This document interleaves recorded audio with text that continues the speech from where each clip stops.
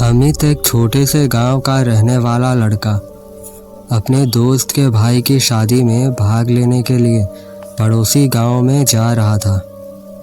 शादी का माहौल पूरे गांव में फैला हुआ था, लेकिन अमित की यात्रा उस समय एक अनपेक्षित मोड़ ले ली जब रास्ता बिल्कुल सुनसान हो गया। शादी की तारीख पर अमित अपने दोस्त की दुल्हन के गांव की ओर जा रहा था। उसकी गाड़ी के आगे की लाइटें सड़क के दोनों ओर की धुंध और अंधेरे को काट रही थी। रास्ते पर कोई भी जीवित प्राणी नजर नहीं आ रहा था। अमित को अचानक महसूस हुआ कि उसके पीछे कोई आ रहा है। उसने पीछे देखने की कोशिश की, लेकिन वहाँ कोई नहीं था।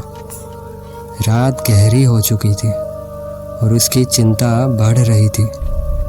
अचानक उसने एक धुंधली आकृति देखी जो उसके पीछे पीछे चल रही थी। ये आकृति एक पुरानी साड़ी में लिपटी हुई महिला की थी, जिसका चेहरा पूरी तरह से जला हुआ था।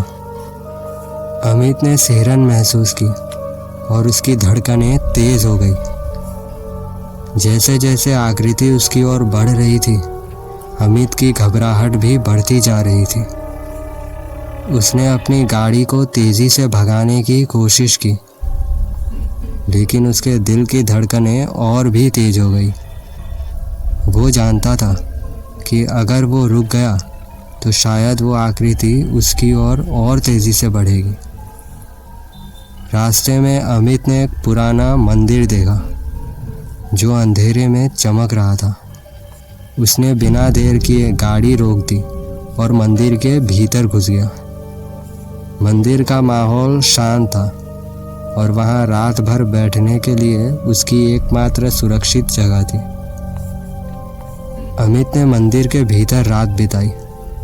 उसके दिल की धड़कन धीरे धीरे सामान्य होने लगी और उसने सोचा कि वो सुरक्षित है। अब मंदिर में उसकी आंखें खुली रहीं और वो लगातार उस महिला की आकृति की प्रतीक्षा करता रहा।